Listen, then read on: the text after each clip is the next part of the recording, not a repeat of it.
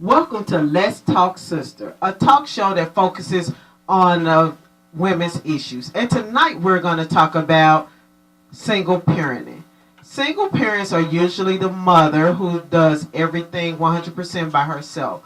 There is a difference between types of parenting, and we're going to just focus on single parenting tonight. But Shantae's going to give you more details and insights on to what single parenting entails and other types of parenting entails. I beg to differ on the aspect of it majority being the females. In these days and times, you have an abundance of men who are raising their kids on their own with no help of the mother. Either it be her estranged, off on drugs, or just absent, just an absent parent whatsoever. Now, there is a difference, in my opinion, between being a single parent and co-parenting. You have a lot of people that say, oh, I'm a single parent, but the mother gets the kids on the weekend, or the father gets the kids every summer. That's not being a single parent. That's being co-parent. When you have no help whatsoever in the upbringing, making sound judgment for the children, providing financially for the child, schooling, medical care, with no help from the other party whatsoever, then you are truly a single parent. And I want to give kudos to the men that are single parents, not to negate you at all. Hands up to you. But tonight we're going to focus on the mothers and some of the issues and the struggles of single parenting. I have two sets of children. I have adult children and I have younger children at home. And I have been both a single parent and a co-parent. So I can speak on both issues as far as the experience that I have. And I can say, as a single parent, some of the things that you struggle with a lot is for yourself as a mother or as a person is emotional struggles for raising kids all by yourself. There comes the time when you feel upset that you are doing it all by yourself. You feel anger because another person or the other parent is pretty much living their lives while you trying to figure out how you're going to be in three places at one time: work, school, and home all at the same time. You feel resentment because you don't get to live your life. You feel depressed because as a single parent, sometimes it's hard to make ends meet to provide 100% for the child, especially if you can't provide for them how you would like to have them be provided for. I mean, as parents, we do our best to give them food, shelter, and clothing. But as a single parent, you want to go above and beyond that sometimes. And so you feel that depression or that inadequacy as a single parent. And, I hear a lot of people say, well, if you couldn't take care of the kid, why did you have them? And sometimes we run into a situation that is absolutely unplanned. I am a single parent, and initially, I was married. My daughter was planned, and when she was 6 months old, I became a totally single parent. My ex-husband was estranged until my daughter was 18 years old, so it was a kind of a lot of get ready quick type of thing. No longer those two incomes, no longer having that respite. And people say, oh, those are your kids, so why would you need respite? We all need respite. I mean, sometimes things could just bear down on us to the point to where we just have to get away, and not saying get away from our children, but just get away from life itself sometime, to regroup and rethink and, put your head back on straight. I know a lot of us women make it look really good. Our kids be like, oh, my mama got it, it's okay. But in all actuality, they don't know the struggle we face to keep it together, to keep them the things that, not only that they want, but their necessities. So, to just not have anyone there you can turn to, no father that, they can go for even just the weekend. We have to learn how to internalize a lot of things and keep it there. When my daughter went off to college, I was like, oh my God, what am I going to do? I'm not being a full-time mother, coach, doctor, everything anymore. So it's just like, okay. So it's a struggle, and I empathize with some women. There's no book for it, so we can, there's nothing to say that this is the way that you do this or this is the way that you do that. And not only that, everything is child specific. What works for this child may not necessarily work for the next child. So we just have to adapt to what is good for our child. You know, I was a stern parent, so to speak, and a lot of people's like, "Oh my goodness, you're something." No, I'm not mean.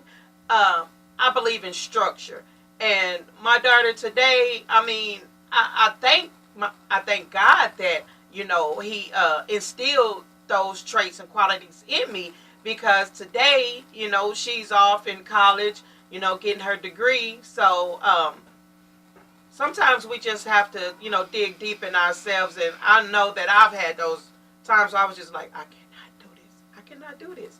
But we can't. God is not going to give us anything that we can't handle. So I made it through. And not to say that I made it through, because she's 19, but, she'll never stop being my child. So, to say being a single parent, that's forever. That's for life, so. And I want to go back to interject on getting away as a single parent. I was the single parent of 5 children, and there is sometimes when the noise doesn't stop, the things you have to do doesn't stop. Somebody always need to be fed. Somebody's school always calling. 3 of them got to be at the same place at the same time. So, and it's hard, and you feel like sometimes, I used to tell my kids sometimes, I'm going to buy a pack of cigarettes, and I don't smoke, so that means I'm going somewhere. But build yourself a support group for those times that you need to get away, so that you can get away and that you can make sure your children are safe and provided for. Take advantage of those Mother Day out groups at church, at community centers. If you can get somebody to babysit, take advantage of that. I know for so long I was always worried about somebody taking over my ability to be a parent. But sometimes people see things and view things and see where you need help and support. So, take advantage of those opportunities to get away. If you can get away I used to go to the grocery store by myself sometimes. That was my time out, my quiet time, and I would walk in the store so slow, take my time, eat my little snacks in the car. But that was my me time, because as single parents, going to the bathroom is even involved that they knocking at the door. Some of them in there while you're using the bathroom. So take advantage so that you can be, for lack of a better word, so you can be mentally able to continue to be a single parent, because it is hard. You do need that time away and be able to do it without feeling guilt. It's okay to step back and get you some me time. And even though we say that, we need that respite or whatever, I was one of those parents that even when I got a chance to get a break, I was like, no, I'm going to take her with me. I think that's where I adapted. I don't even close the door when I go to the bathroom, because I'm just like, okay, she's not in here, so what is she doing? Or, come sit by the door so I can watch you or whatever. So, sometimes we don't even partake in that, because we've just become so accustomed to that being a part of our day-to-day life, and so we can't even hardly function without having our children around, or being, the overseer of our children. But, even still, even if you don't want to or feel like you need to, we all need some me time, even if it's, an hour, just to be able to breathe, have you a glass of wine, a cup of coffee, just to regroup, to come back to who you are. Mm-hmm. And then another thing I wanted to touch on with being a single parent is when there's not another parent involved, is to allow your children to be quote unquote children. I know as single parents, we want to make sure that they're safe, they're someplace they're supposed to be, and that place is usually at home. And I know for me, I always wanted them to be with me or somebody else. And it wasn't until the oldest one was probably like 12 that I felt good enough to let them venture off with their friends. They have to have that as well, because they see what mama's going through. They see what their parents is going through. So they need outlets as well. Let them go to the park and run around. Let them visit with their friends. It'll be okay for them to have an outlet as well. And I know that that's rather discerning, because of so many things that go on anymore. But, like she said, sometimes we just got to step out on a whim. maybe if we're not directly there, yeah, they can go be with their friends, but I'm at the same park at a distance, so there's ways around doing things that need to be done. And as your children get older and you develop that trust and that connection, check in with me, when you get there or whatever. And a lot of people think, oh, that's being overbearing. No, that's being safe. That's being safe. If you know that your kid has to walk, 2 blocks to get to their friend's house, absolutely, I want you to check in with me. And if you don't call me in 7 minutes, because I know in 7 minutes I'm calling you. Right. And it was a big struggle for me because I had a daughter. And so, sometimes we give the boys a little more leniency and things of that nature, but you can never be too careful as a parent.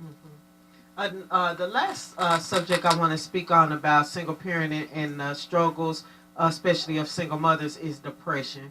A lot of single mothers suffer with depression, and they suffer behind closed doors because you have to be the face, you have to be the strength, you have to be the superwoman for your children. So a lot of people don't see when we struggling with depression as single parents, when you feel like you want to cry and you don't know why you want to cry, when you feel sad and you don't know why you sad, when you feel like I just want to sit in this car, I just want to sit in this house, I don't feel like going to work, I could care less if the kids get bathed today, I just don't feel it.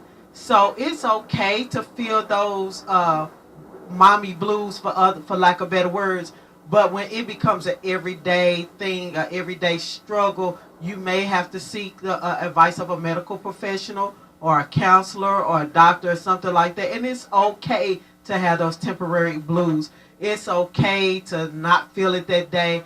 I would also suggest that you get somebody that you can talk to. And this doesn't necessarily have to be a family member, because when you feeling those things, you feel guilty. So you might have to reach out, and if you have a job, utilize the employee assistance program to call and talk to someone, a friend at church, or somebody that's unbiased to what you're going through. But again, it's okay to have those mommy blues. Most of us have them. I won't say we all, but most of us do have them. And again, they're hidden struggles that we go through.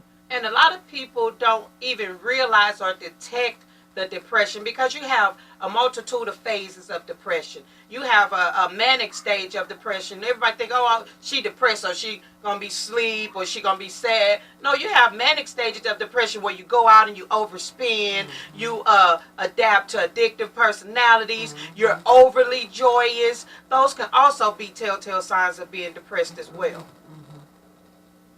Well, that's all. That's all I wanted to talk to really about the struggles of being a single parent, especially a single mother. Do you have anything else to say? Ladies, just know that there's a lot of groups out there to join, and I know a lot of people use social media. You got groups on Twitter, Instagram, Facebook. Reach out. Don't be afraid to reach out, because just like you have apprehensions, you got the next person that have apprehensions, that you both can collaborate and maybe help one another. So don't be afraid to reach out and ask for help. And that's our tips for today. Thank you, and stay tuned for our weekly show. If you have any questions, concerns, or you have anything that you would like us to talk about, please comment below and we will get back with you. And you may see what you commented on a future show. I'm Shantae Kerman. And I'm Felicia Bradley. Thank you, guys. Bye-bye.